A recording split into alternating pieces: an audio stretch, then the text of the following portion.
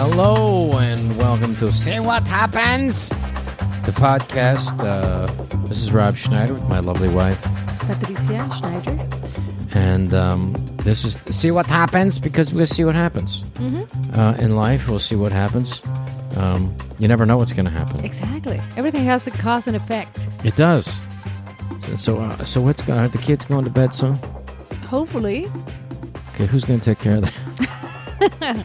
How does that I happen? will. Did they just go to bed, or they just know? No, not yet. I guess one day they'll do that. But you know what, though? I was talking to a friend of mine the other day, and she has older kids. Okay. And she was telling me that, now that our kids are young, we think we don't sleep enough. She said, wait till they start going out. What do you mean? Yes, like if they go on a date or if they go to a party, she said that's when you're really not going to sleep because you're concerned the whole time and you're just waiting for them to come back. But I thought we had a deal, though, to that we're not going to let them date.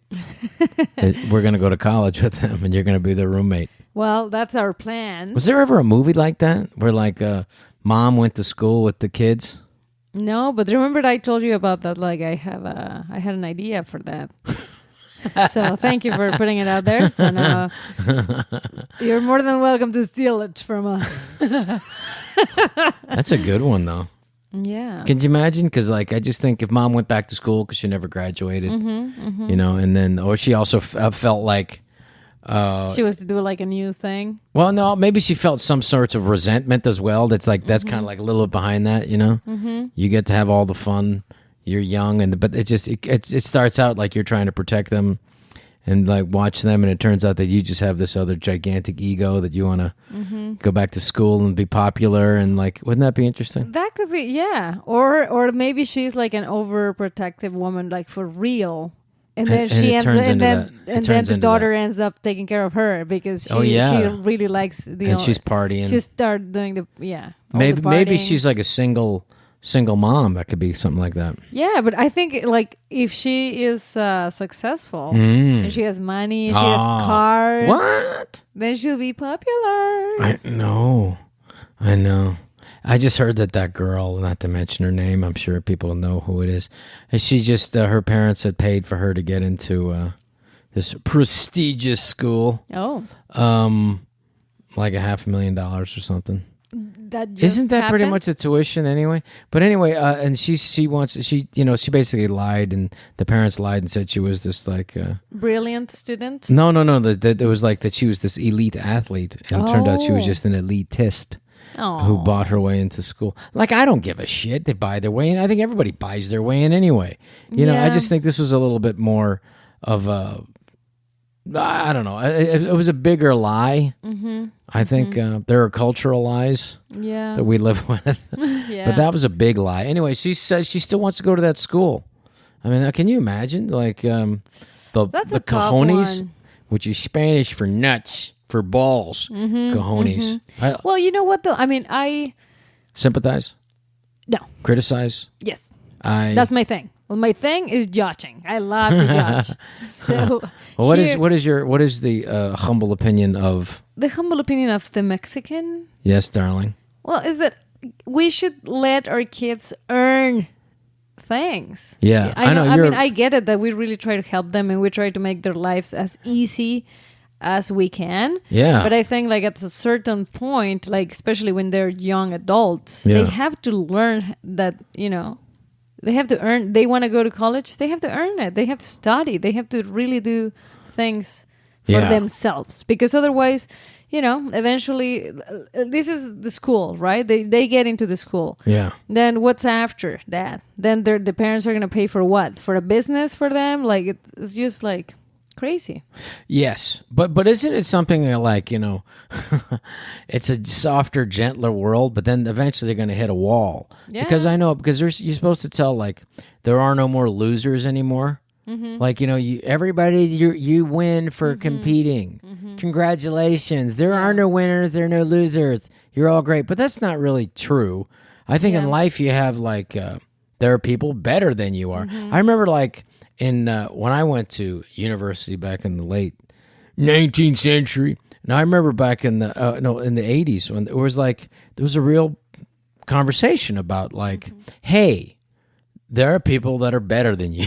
You know, there are people, and like that people say, but isn't there some things that are just that are objective, or some things that are just it's like, for instance, isn't beauty objective? And the Professor Palmer from Oxford, and he was very strict about that. He said no. He said absolutely not. He said there are experts, and I hate quoting experts, but who would know more about paintings than you would, or know more about fine sculpture, or whether it's Moore, Rodin, or what have you. And he's going to say whether that's more beautiful, and he's going to be more right than you are. So no.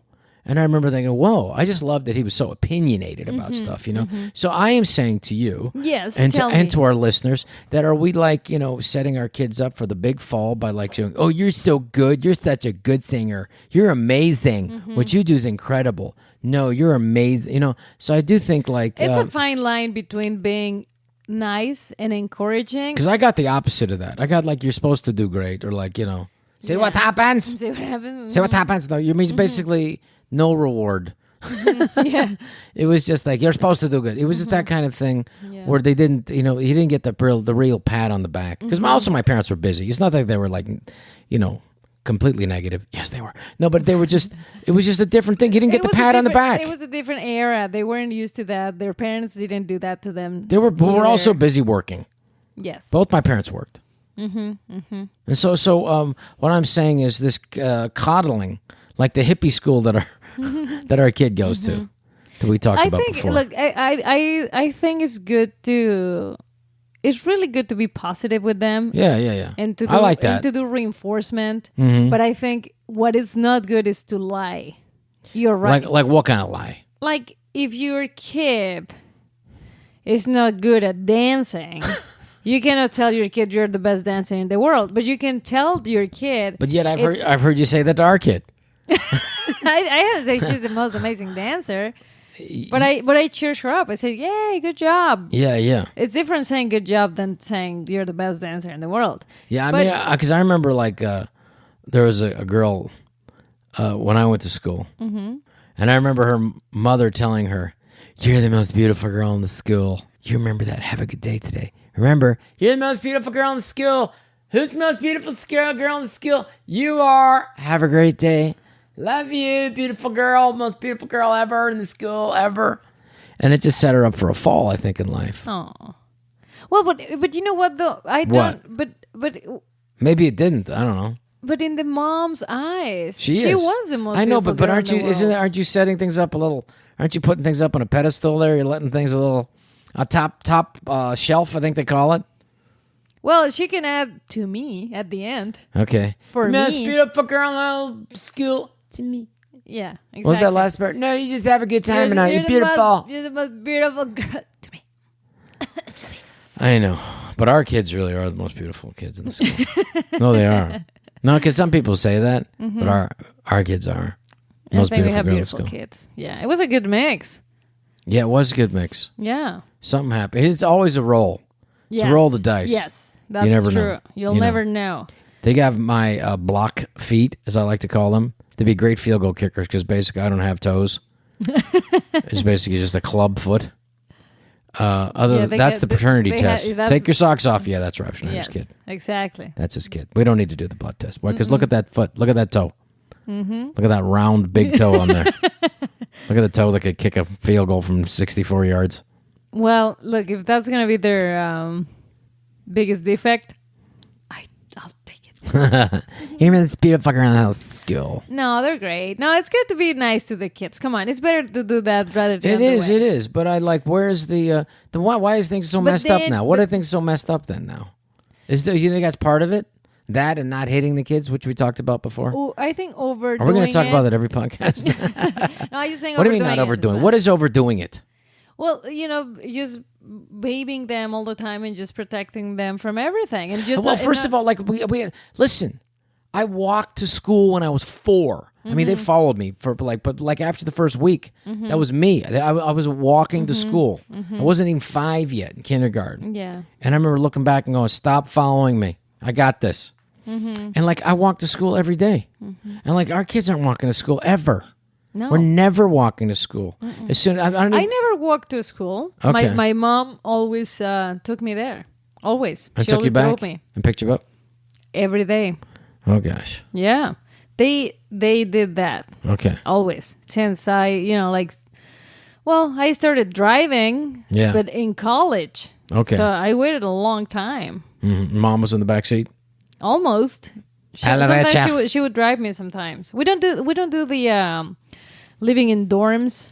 You don't in Mexico? No, we actually still live with our parents when we go to college. That's a good idea. So when we leave our house, we're like 22. Yeah, see, that's way better. I don't understand like these 18 and 19-year-olds going, goodbye.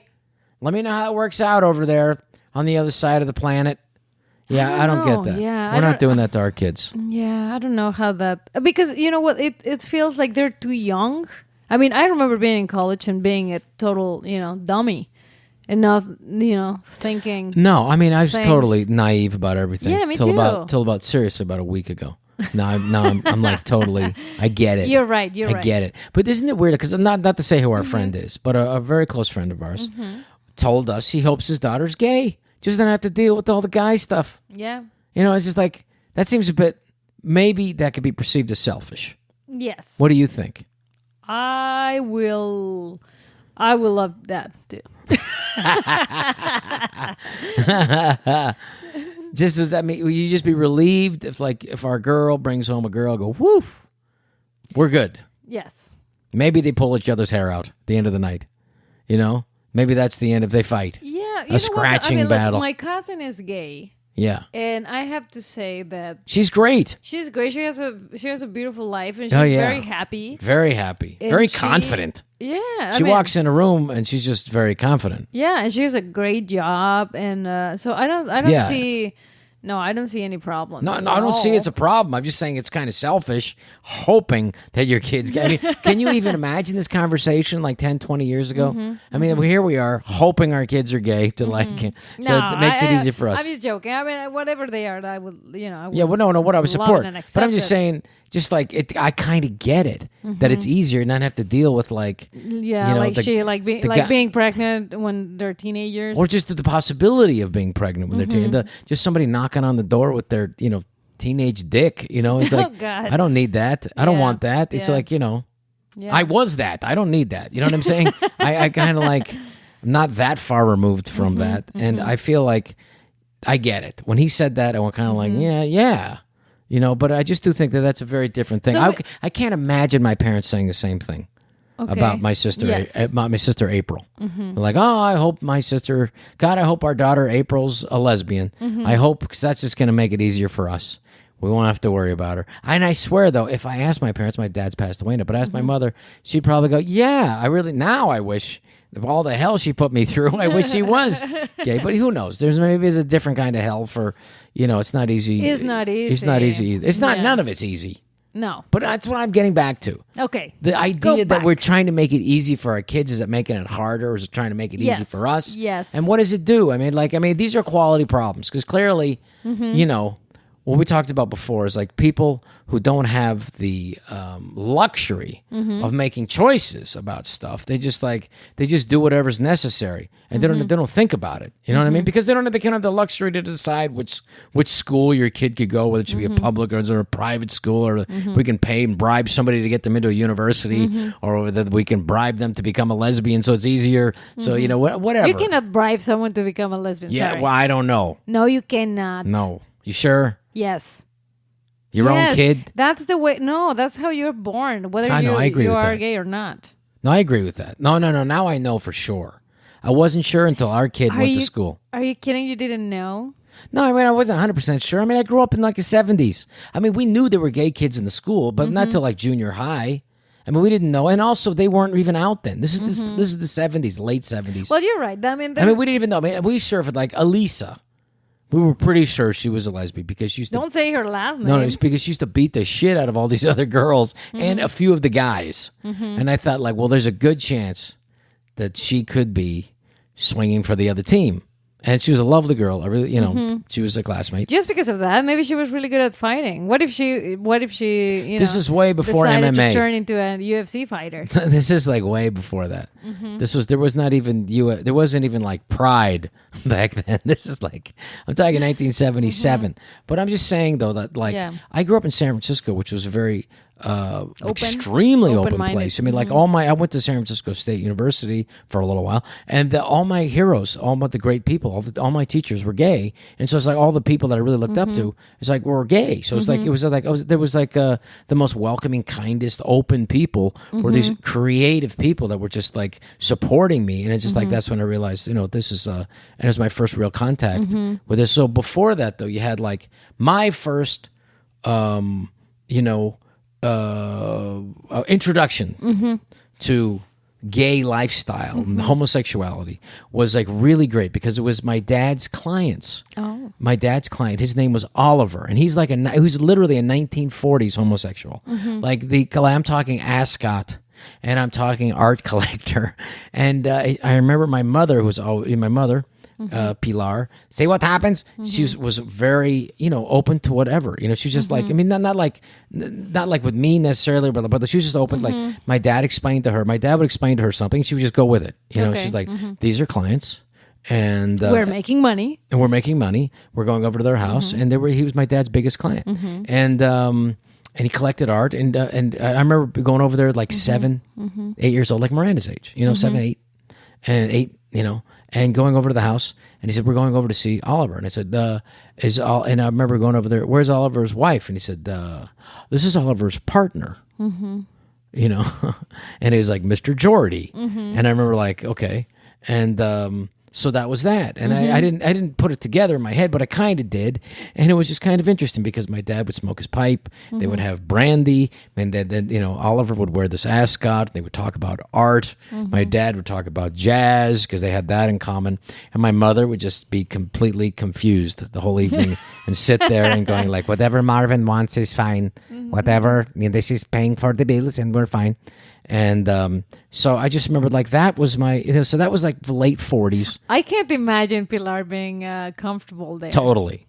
Because my mom trusted, my mom who was married before, and she's with a husband who's just, he's lazy, I don't want to, I want to go to work, I have my family, I starve in the war. And so she was like the president of, like, she had a single mother with 2 kids. She met my father, who had, was a single. His first wife died when she was 23, so he was like a single father, and he was the only single guy in this parents association, parents association. And my mother was the president of it, and he met her, and he said that was it for me. He said it was the greatest. Before we got married, it was like the greatest 6 months of my life, and then like that was it.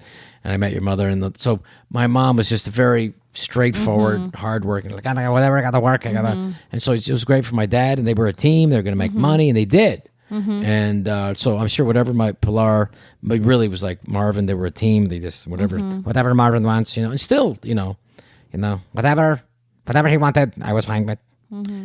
So yeah, I mean, she was, and it was just cool being. So that was my introduction. And then San Francisco was a very open place. So I think if people who had a more propensity to like we had like Harvey Milk was the first elected gay politician in America, and he was in San Francisco. And this guy, I remember, he was hilarious because he would like, he would do jokes. I mean, he would like, he had like a pooper scooper, just like for San Francisco. Hey, use the pooper scooper to pick up the dog's poop and stuff like that. And just like, and people loved him. And then the gay parades, and it was the first really openly a city that was really accepting of this. And so that was really incredible. And I was in San Francisco, like the day that the mayor, and he was killed. It was the craziest day in high school. The mayor of San Francisco, Mayor Moscone, was murdered by this guy. God, I can't think of his name now, but he was a former police officer, and he was a city councilman who was just nuts and killed the mayor, and then went out down the hall and also killed Harvey Milk. And I swear to God, because he killed both, and they did a trial outside of San Francisco, because he killed the gay guy, because he killed someone who was a homosexual, he got off. And I swear that's the reason. I think if he would have just killed the mayor, he would have never gotten out. But but it was just one of those. It was like a really upsetting time, and I just remember how unfair, how horribly unfair that was, and how sad that was for San Francisco. I mean, it literally was like years for it. I don't know if San Francisco was like a, horrible thing, but I just remember like how progressive San Francisco was, and I consider myself a very progressive 70s liberal, not like I'm not relating to like the what is the liberalism now, which I think to be is so far that it's conservative again in some ways, in some very real ways. And but so anyway, that was my my introduction to it. It was an incredible time, and I remember thinking I just assumed in the 70s it's going to continue to get more and more liberal. Why wouldn't it? Because it's better, more freedom and more whatever. And then Reagan became president, and then it kind of it took a step back, and there was this thing called the moral majority, and it was like a shocker for me, and I was just a young man. But that was and now it doesn't even, the craziness now, which is so quick, to what's happening in politics now. It's incredible. But going back to like the to our kids, and what do we want everybody wants for their kids to be happy, successful, and healthy, and not put them in a bubble so that they can't. So they can also learn how to live, and do things by themselves. So, what do you think about like as far as for raising kids to like to give them that kind of more rounded cultural idea, or that cultural upbringing? I mean, like I think it was really important that my parents took me out of America when I was young, just to see the world, and also to like because my mom's from the Philippines, so I went to the Philippines when I was really young, and I'd never seen poverty before on an incredible scale. Like I should say, just like it was just kids my own age and younger than me begging for money when we were in Hong Kong. And I just remember, like, I didn't know that existed. And it was just like a shocking kind of thing to realize that they were, because you see these kids, and these are children, you're a child, and it's just like you didn't realize that, like, and they were, back then there were these thing called these, like, junkers, which is like, I think they were called like a junker, which like living in these boats in the harbor. Okay. And there's outside a restaurant, and they were like trying to catch money with like an umbrella. And I remember my dad giving some money to some kids, and then he was just swarmed with kids. And just, I think that, and being in the Philippines and seeing like my relatives over there, and seeing like the vast of what like a lot of the world lives like. And I think that opened my eyes up to things. And I think it's important to like, and it also made you realize like the problems that you have in your particular school and your particular home is small. When you realize there's a whole world out there. Yeah. So you don't take but you can things... do that when you can afford it. But if you're not able to afford that, then, there has to be another way to help your kids to... Yeah, but we didn't fly first class. No, I'm not we were flying that. in the back of the plane and... No, but I get it. But what I'm saying is like sometimes you cannot even fly somewhere else. Or you cannot even afford. Like, did you travel a lot when you were? I didn't travel a lot when I was a kid, not outside of Mexico. I mean, I went to Germany when I was 16, but I didn't travel before that.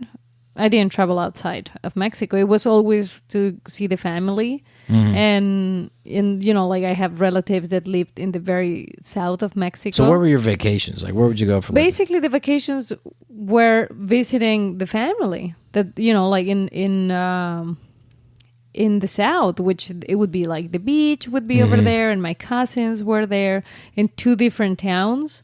So that's what we how used far to away go to. Was that? From Mexico City? Yeah. Driving, we used to drive there. We didn't fly there. My dad would... How long of a drive was that? It was like an 11-hour drive. Oh, God. Yes. Wow. To the first place that we would stay. Now, would with you my guys cousins. stop, or would it be like a... We would stop and eat, and then just, I remember like my mom and my dad would drive. They would take turns to drive there. And then we would stay with my mom's brother. Yeah. And I loved my cousins, and they were like same age, 3 girls, and then we would just play, and that was fun for me. Yeah. And then we would stay some days there, like probably a couple of days or over a week. And then we go see the family, my dad's side of the family. And that would be like another 6-hour drive. Oh my God. The same trip? The same trip. Wow. And then we go. How long was this trip last? A couple of weeks. Okay. Yeah. And then we would go back home. And then sometimes we went to the beach in other places without visiting the family, but mostly was visiting the family. So I would say that what helped me, because we were, middle class also, and my dad was, paying for the house. So we didn't really have a lot of money to just go on vacation and enjoy ourselves. So, and he was also like paying for private education for my brother and myself. Yeah. So that's where he put the money in. Yeah. The money that he, that he had. And then... I didn't even know there was such a thing as a private school when I was a kid. I just thought everybody went to public school. I didn't realize till I was like high school and there's better schools than this. Why want to go to better school? Well, you know what's but I think you have very good public education here. Yeah, in Mexico, it is good. Unfortunately, we have some good public education, but some of it is not. So that's why, you have to, and it's not as crazy expensive as it is here. Here, private schools are ridiculous. Yeah. No, it's like a mortgage. Yes. But I mean, but I would say like what it helped me like to open up my eyes a little bit more about what the world was reading. Yeah. I started reading probably when I was like 12. Mm-hmm. And then I loved reading. And that was my way to kind of see other, worlds. But I didn't have a chance to, to really travel. I remember when we traveled to, like, when I was a little kid, we traveled to go see my cousin Boots and Renee out in the Philippines? In New Jersey. Oh, in New Jersey. When they moved to New Jersey, they had a house out there. And I remember it was in the summertime, and I'd never been in humidity before. So this is the first time, that was like humid. And I went like, for me, I just imagined it was this way year round. Like, how do they live in this? I used to be in the air conditioned, like, station wagon and just run to get to the air conditioned house. I hated that. I just didn't grow up with that because we grew up on the beach, a cold beach in San Francisco. So it was cold, So I never had that humidity. It was absolutely horrible. I just remember just hating it. Just like, I don't know how it was like. I just remember like, you'd hear crickets and shit. I never heard crickets when I was a kid. You don't hear live things. Yeah. Here we kind of do. Yeah. We a little bit. Yeah. Here, a little bit. I mean, like in LA? We hear coyotes. We hear fires. We do hear coyotes. Yeah. Well, not lately, though. Have you noticed that? After the fire? We have the horrible fires we had here in Calabasas. Fire season for you listeners out there in LA is between January and December. Well, thank goodness it's been raining a lot. Yeah, it's been raining a lot, which means there's more stuff growing, which means there's more fire season sooner. Oh, God. Stop it already. But at least it's not as thick. It'll burn fast. The houses will burn much faster this time. Jeez. They won't Speaking of which, yes. Let's talk about when we got evacuated. Yes. What? Well, let me tell you, dear listeners, what happened. What happened? Well, the girls were in the bathtub. Yes. I was giving them a bath. Well, I came home and I told you there was a fire. Yeah, but you didn't do anything. You told me that. I told you there was a fire. Uh-huh. What should we do? What did you say? I don't remember. Because there's a fire on the hillside. I called 911. And I said, should we pack or what should we do? She said, there's not an evacuation notice yet. So I came out and told you, there's a fire up on the hill behind the house. And I said, what should we do? And then you looked at me and said, I don't know. It's your country. And I was like, it's a fire. It's not like it's not going to ask for your passport when it comes. Yeah. Where are you from? Where were you born? I know, but it's not. But I don't know what the protocol is here. And so also, anyways, I was hoping that you, as the American, and also the American, not only the American, the husband, the head of this family, who is older than me. How dare you use that against me? Yes, I know. With more experience. So I did. I went on my phone like a normal husband, head of the family would do. I turned on the TV, the local ABC News, and see what the hell's going on. And they were showing fires and stuff. And then we're looking at our phone. And then we had 45 minutes, and 45 minutes later, it was like immediate evacuation. No, they gave us 20 minutes. Yeah. And that's how. But that's not a lot of time. It's not a lot of time, We had especially an hour. when you have kids in the bathtub. So luckily my mom was here, Yeah. and she helped me drying the kids. Yeah. And getting And that them took like into 20 some minutes. Clothes. Yeah, That took like 20 minutes. That was it. I packed for them. Yeah. I packed some stuff for you. Yeah. I grabbed a suitcase because we just came back from New Jersey. Oh yeah. So you had some stuff in there already. Yeah, but they were all dirty clothes that I had there. Oh, yeah, and that's what I grabbed. Right. And I even grabbed like some food for the kids, water, a bunch of stuff. You're very good. And guess what Rob grabbed? During those 20 crucial minutes of what are we going to take, where we're going to take. Please tell everybody what you got. What your contribution was. I took a box with me, and you said, what's in there? Mm-hmm. And I went, baseball cards. He took... I just can't believe it. I thought he was joking. Listen, I've only known those kids for like 6 years. Seriously. I've had these baseball cards all my life. Seriously, you got to give me that. No. I've had it since I was a kid. It was ridiculous. Like, I had water. I had like an emergency kit. No, yeah. Well, you're the mother. That's your trabajando. Say it. It's your help. You're trabajando. Yeah. No. But your instincts are kicking in. Yeah, well, where were yours? Like, what are your instincts then? If that's fire, that's your children. I don't know. Because I just came in the office, I grabbed that. He grabbed like a couple of things. I got like I have a Beatles autograph. I grabbed that. I don't know. Mm-hmm. My excuse is, well, we could sell those if we needed them for food. That was ridiculous. I got really upset. I could trade the baseball cards at Ralph's for groceries. No. I don't know. It's just, you panic. I didn't panic. I actually didn't panic, and I packed. I panicked. I just grabbed something valuable to me. Mm-hmm. What about your children? They were in the car already. Don't say that. I grabbed them. Yeah. This is the craziest part. Like, so we got out, right? Yes. And then we all did. Uh-huh. You took the dog with you. I got that. That's right. The dog. And the baseball cards. And the baseball cards and the Beatles albums. Beatles autograph. And anyways, yes. Ellie was super nice. My daughter Ellie. Yes, she let us stay at her place. Yes, unbelievable. Thank you, Ellie. She saved us. Yeah, because we had like hotels. No, all the hotels were taken. 250,000 people got evacuated. And so you imagine 250,000 people looking for hotels at the same night. No, it wasn't. It was ridiculous. I remember I called like the Peninsula Hotel, these assholes. Oh, they was like super expensive. They were such assholes. We do have one room, Mr. Schneider. The presidential suite. We have the presidential suite. Well, we'll give it to you for half off tonight since there's a fire. And I go, how much is that? It's only $10,000 a night.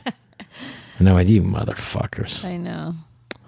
Well, but hey, Ellie, thank you, she was Ellie. an angel. Thank you, Ellie. Thank you. You're our savior. She really saved us. Oh yeah, and the kids love the place. Mm-hmm. And then here's the thing. Here's how Rob works, right? He's amazing. He's a lovely husband. He's a great dad. He's always trying to make things right. So I asked him, like, hey, can you get some food? And then I wasn't specific. I wanted prepared food, right? Yeah. So, to make things easy, we're just evacuated, why not? Yes. And then he comes back. Yes. With cases of basil and pine nuts and garlic. Yeah. And I'm like, what is that? And he wants to make homemade pesto. I'm like, what the fuck? Yeah, but I didn't make the pasta like I could have because I didn't have my pasta maker. That's the only thing you were missing. I know. I could have made my own noodles and rolled them and sliced them.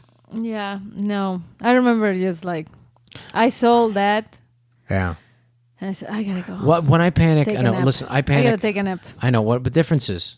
You panic and you want prepared food. I panic and I want to make pesto.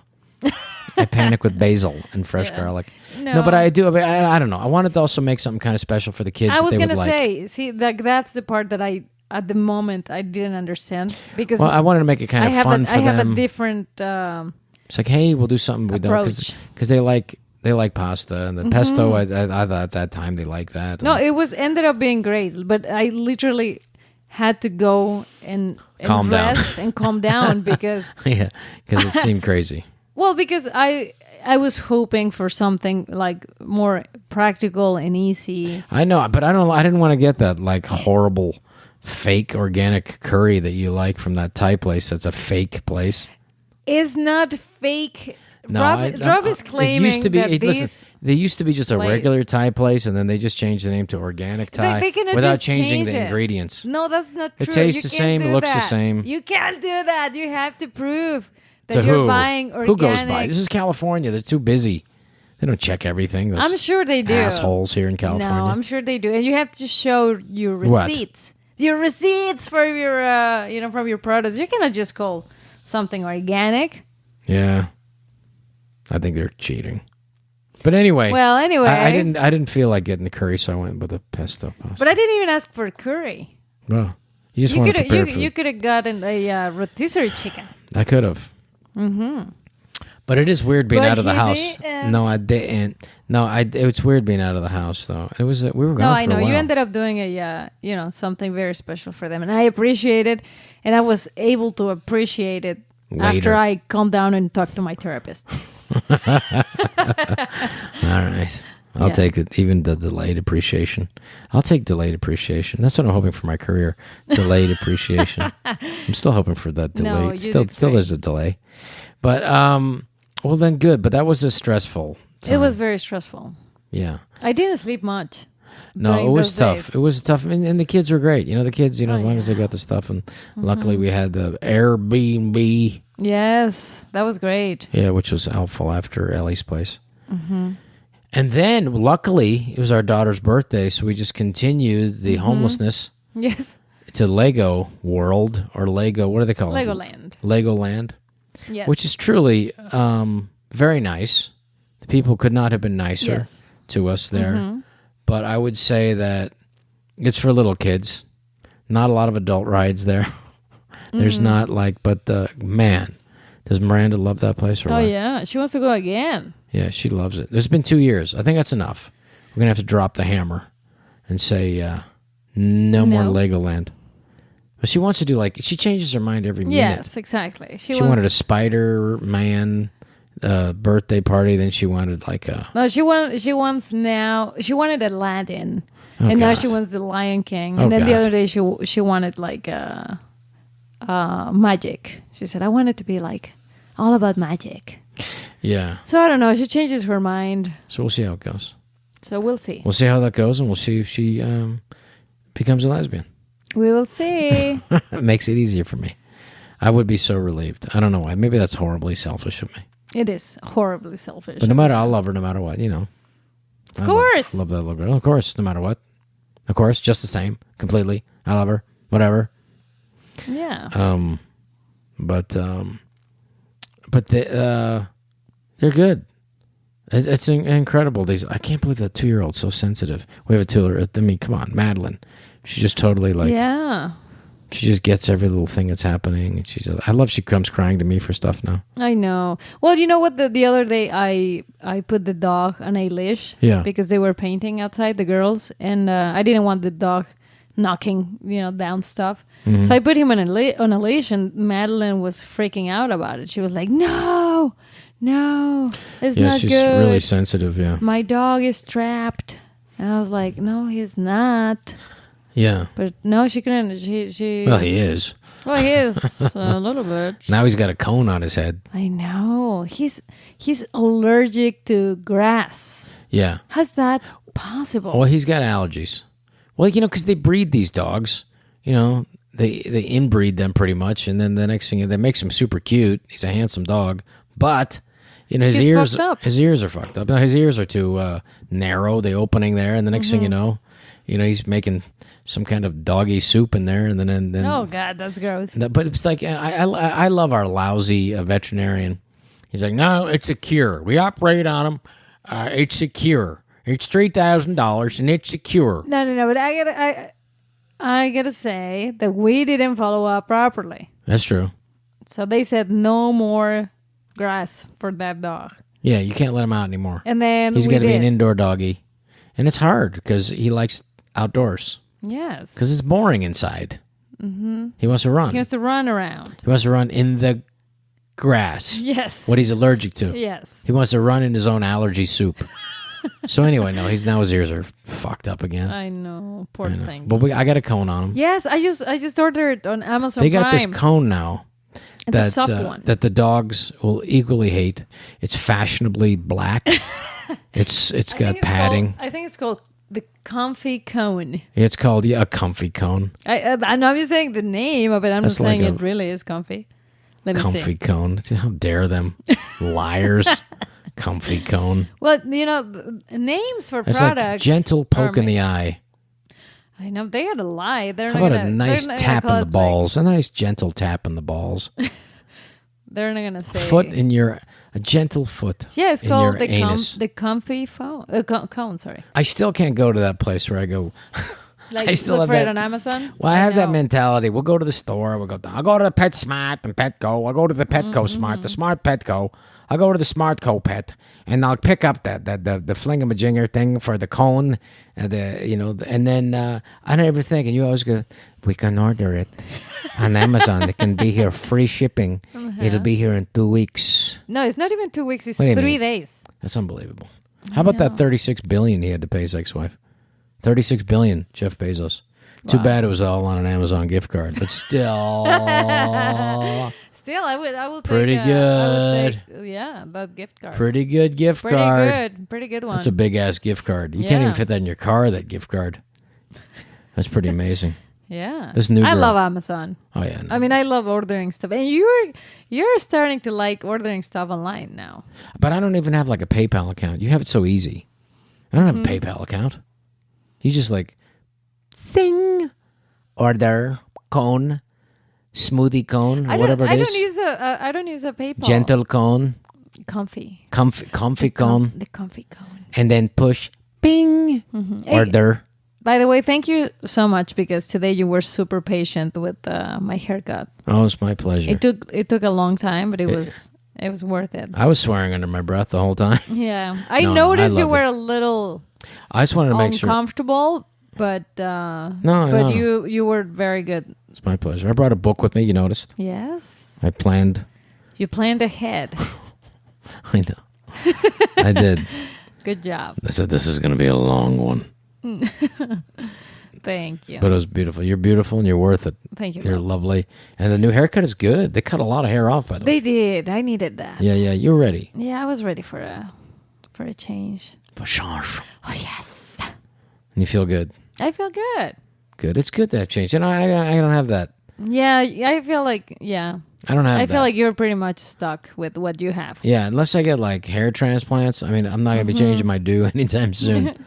I mean, you can shave your head. I'm covering as much baldness as I can. Just moving things around, basically. I just it's a comb. It's sometimes it goes a little bit to the left, a little bit back, a little bit forward, a little bit to the right.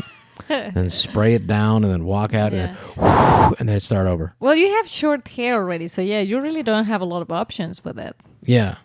No. Did you ever have long hair? I had long, not long, yeah. What was the longest? I had Bigelow long? No, when I was a young man, I had kind of a poofador, but it was slightly too thin to be too thick, I never had the monster Elvis. I wish I did, but, it was what it's when. I had my fun with it, but it wasn't too crazy long. The sideburns were always good, though. I had I had good sideburns. You do? I like them. That kept me going for a long time, but then Well, you still wear them, and I think they look great. It's like the rainforest of my face. It just starts to overgrow after a while, and you go, "Whoa, we need a machete to that side of my cheek, and we need to cut it back." But it's it's all good. I can't complain. But why you never had it long? You didn't like it. I never wanted to be one of those. I never be one of those guys because guys are not like women.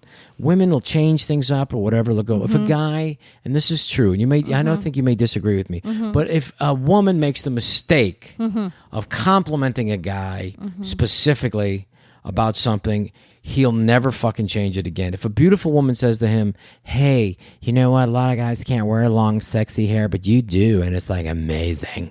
Don't you ever cut it. He will wear it long, gray, greasy, thinning until he drops dead. Greasy. Until he drops dead. He will, because that one girl like that fucking long and she showed me her tits and that's it. And I'm going to talk and... And that's the mistake, because you see these old guys with long fucked up hair and you go like, I get it. Somebody must have told him that was a cool, good looking thing. Don't ever change it. And now, when you're 19, and on your motorcycle on the coast highway going 90 miles an hour, it's cool looking. Not when you're 68, hunched over with a gut. 68 is still pretty young. God bless you, but no. Yes, it is. My dad is 65. And your dad's a good 65. And he's like handsome. He's like, he's athletic, handsome. Yeah, he's regio. Sí, varonil. Muy varonil. Yeah, that's my favorite Mexican word. Cause I like the words that don't have an English translation to. We don't have some of your words, actually. But varonil is a really good one. Varonil, but it's like how do you say varonil? Like masculine? There is no Americanized or English word for it. Varonil basically is like a not beautiful guy, but there's something about him that's handsome. There's ruggedness. There's something you have to. It takes a couple of minutes to explain what varonil is. Well, varonil is like a very masculine looking. But handsome, rugged kind of thing. But not like guapo is handsome. Yeah, it's not, exactly. You would Guapo say is handsome. varonil has this varonil. Makes your tongue do something different when you're saying it. It's different. There is no like direct translation. Now, what English words do you think they don't have? That we don't have? Yeah, like what? Paper cut. A paper cut? We don't have that word in Mexico. It's like you have to explain that you cut yourself with a piece of paper. You can say, the varonil cut himself with a piece of paper. He sliced the varonil finger. Yes. Very handsome, rugged, guapissimo finger. Yeah. So what do you say then for paper cut? Well, we have to explain what happened. So so if somebody got a paper cut, so it would say, I cut my finger with a piece of paper. How do you say it in Spanish? Me corté el dedo con un pedazo de papel. That seems like a long way to go. That's what I'm saying. You have like just paper cut. Well, what is cut? Great. It's cortar, right? Cortar, yeah. Cortar. Cortar and finger? Dedo. Yeah, but if you cortar, dedo. And you show it? I'm sure they're going to figure out what that is. How about if you hold the piece of paper up next to the bleeding finger and just go, They'll get it, for sure. Aquí. Ahora. Cortar. And how do you say finger again? Dedo. Oh, fuck, I always forget that.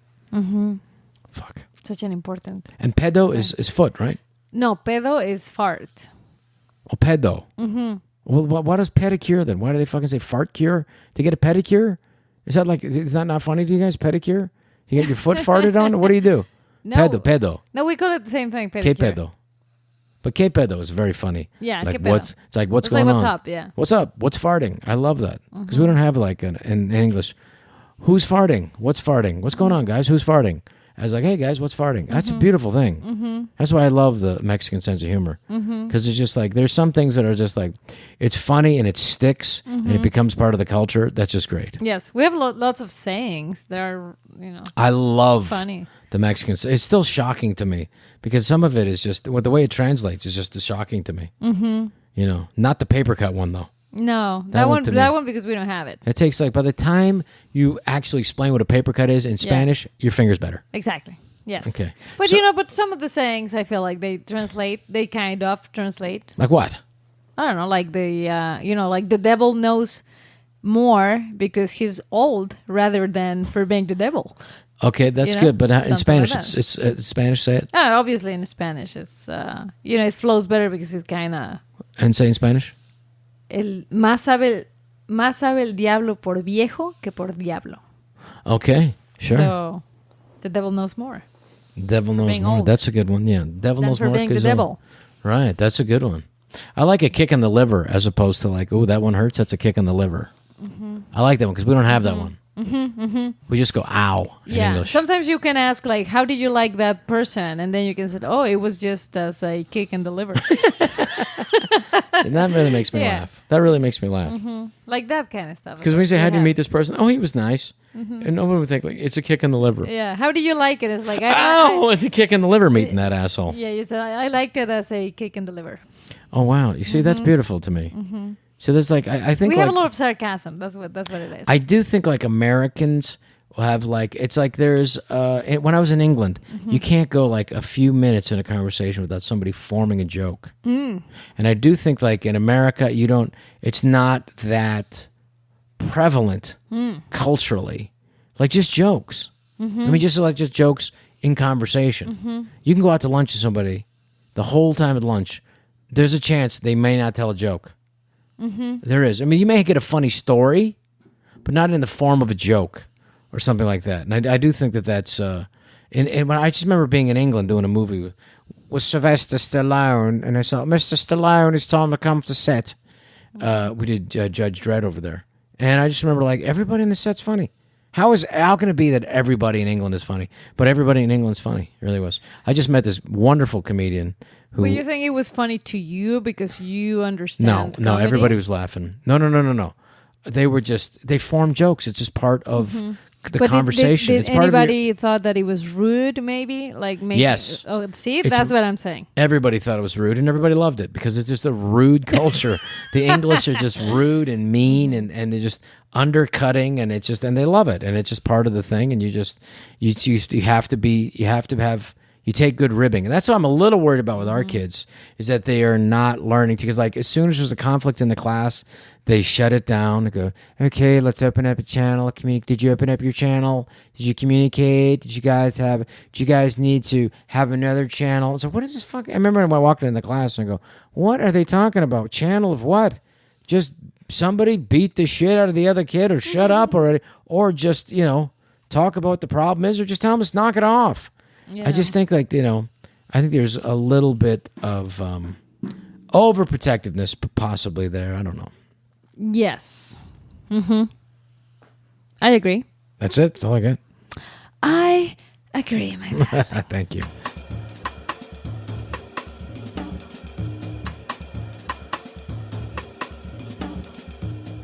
All right. Let's go Rob Schneider dates. Now, August 30th, August 31st, Ontario Improv, Ontario, California. September 27th, the Hard Rock Casino, Vancouver, BC. Come see Rob Schneider at the Mont Bleu Resort and Casino, State Line, Nevada. October 4th. October 5th, Sally Tomatoes, Rohnert Park. One show, California, Rohnert Park. October 6th, Blue Lake Casino, Blue Lake, California. This October 11th, 12th, and 13th, I will be in New York City, Manhattan, at Caroline's on Broadway. New York, New York. Caroline's, October 11th, 12th, and 13th. Caroline's on Broadway, New York. Come see me. Well, I think we solved nothing. We solved nothing? But I do think there's some good stuff there. Yes. I am going to tell people that we have a show on Netflix called Real Rob. Seasons 1 and 2 streaming now. Yes. We hope you enjoy it. And where can we find you, lovely Patricia? Maya? Well, you can find me on Instagram, like I am Patricia Maya. If you like food, I post some recipes. I love to cook, so... it's been great. The kids love it. Yeah. They love it. I'm starting to posting more recipes, like healthy recipes, and also some baking. Yeah. That is not so healthy, but... No, but it's healthier. It's healthier. Yeah, exactly. Yeah, I do a little twist in there in those recipes. That's beautiful. Make them a little healthier. Well, the kids are very, very lucky. All right. Well, mommy. I gotta go and put the kids to bed. Well, thank you for this. We'll do this again. Yes. I want to thank you for everybody for listening to See What Happens. And then we hope you'll join us again. Because this way we'll find out. See what happens. Take care now. Hope to see you again. Thanks for listening.